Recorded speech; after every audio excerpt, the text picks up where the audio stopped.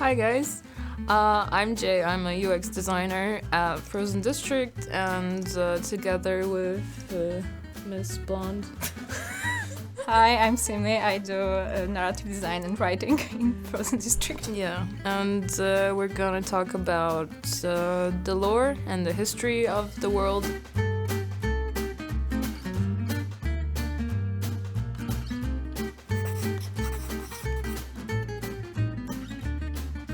So it all started with concept arts, which I get to come up with names for the regions in game. I had pictures, I look at them and how can this place be named? We had a meeting where we decided on specific ones. For example, Pinakov came from a table, I would say. So basically I made this table with the word flipper translated in many languages, and Pina is flipper in Italian. And yeah, it sounded nice, connected with Cove, Pinakov. It had a nice ring to it, so it stayed. Now with the Italian basis for Pinakov, some of the history is also connected to Italy. So basically it starts, we have like a history that Simli wrote for like 100 years back, saying that, oh, Italian immigrants came to America and they had a little fishing village. So that's not why now there's so many Italian descendants in Pinakov. There's some of the people you will meet in House Flipper 2 are Italians as well, or they just have a heritage. Yeah, and it wasn't like just an afterthought because of the word. Also, I did a little bit of research because I know there is Italian American community. So I checked when they came to America, why, and so on and so on. So it has some basis that grounds it in our world history. Yeah. Some. I tried my best. Yeah. And thanks to that, it's like a small, closed community, which is a bit easier to manage in terms of writing like characters and so on and so on. Yeah, it's also like really cool to see Simli creating all the history for this stuff because we started from the fishing village 100 years ago, but then there was this kind of history of Pinakov where more people came, there were more buildings, there was a kind of logging industry, a fishing industry because it's by the sea. There's a bridge on the concept arts that we used to say, hey, people needed to get into this valley somehow, so they built a bridge, and because they needed people to build a bridge, there were even more Italian immigrants coming because people brought their families over. Yeah, and it's also like building a bridge is a very good excuse to get more people in some places because they need workers. And it was a common thing apparently during industrial period. We could like take away a lot from the concept arts themselves to build upon them to make a history of the world. Like there's a concept art of a modern house in a forest. So now we have a forest region, and by that house there's a stream, so we thought, hey, there's a stream, so maybe there could be like a logging industry, so now there's a logging industry in Pinakov. So we had a lot of fun going back and in time and creating the story from the base points, and then thinking, hey, how did these things change in the future, and what those decisions of those people in like the 60s or the 70s, how they had an impact on what's happening in Pinakov right now. Also, the this whole story that it was a fishing village turned into tourist village came from one of first concept arts. I think it's the one we use on the postcards.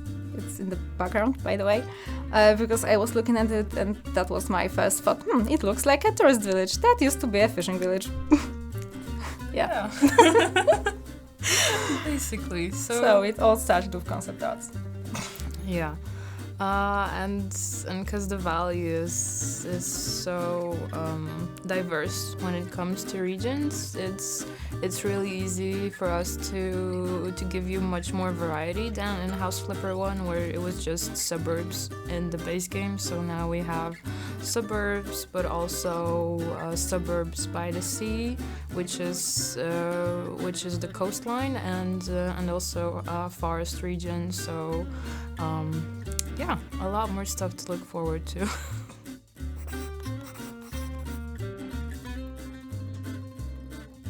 Creating stories about people who live somewhere helps to create more diverse houses, and it gives reason why some things are in the house. And yeah, I think it's like more attractive to look at and to be around. Yeah, and it also makes the houses feel more lived in. We also pretty often get requests for more things for the House Flipper shop to have like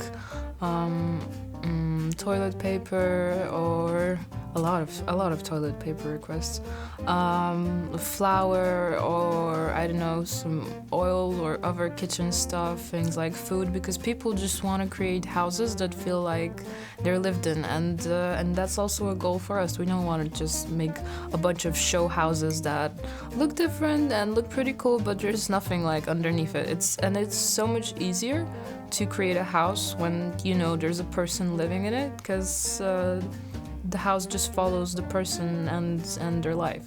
Yeah, and it's also easier to think what would they like to have done with the house, which is helpful in thinking of the quests. Yeah.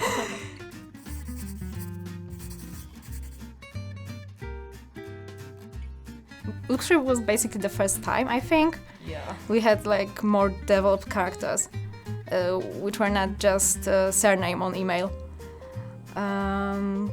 So yeah, that was the first time when they were more complex and the houses could reflect that. Yeah. And Pets DLC it moved one step further, so it was even more thought through. Even some characters appeared again to create some connections and to make the feeling that it's one word, basically. Yeah. And that appearing again is pretty cool. We like it. We liked when characters can show up again and say that what you did as a player had an impact on them. We're also connecting stories in this way. Is like building a web in the world of House Flipper of like interconnections. We have a lot of interconnections in House Flipper 2 as well. Even with House Flipper 1, so you might see some familiar faces or a familiar company. I think it's because when we're building a franchise, it's a good thing to put something bad which may be recognizable.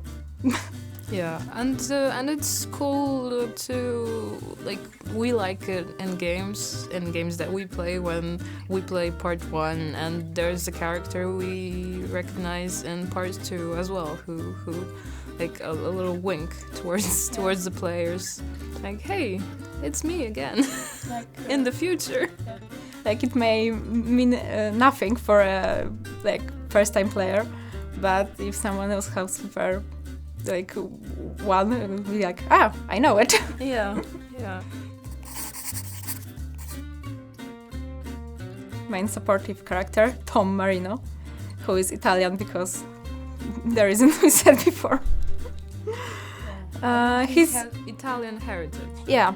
Tom is a real estate agent who helps the Flipper character, like the player character, because he knows houses and he knows how to find clients. So basically, Tom is a person who wants good for the community, but he also has an eye for business. So he sees an opportunity in the player character for like someone who can, because they're friends. They were friends back in like school. Yeah. In school times. So they kind of know each other, not very closely, but they know each other. So Tom says, "Hey, you're back in Pinnacle, and I know you can do some things, and I trust you. So maybe I can help you, and you can help me." And that's how our story gets going. And he doesn't just show up at the beginning just to say, "Hey, there's this job." He actually goes with you through the whole game, like explaining some stuff when it comes to like flipping houses from when you're moving from doing jobs to flipping houses. He's there for you, and and he has a little bit of a story of his own as well. Yeah, he's just there to help and to say you're doing a good job. You're a good housekeeper. Anyway, thank you so much, and have an amazing day. Bye. Bye. We did it. Do you want us to do it one more time?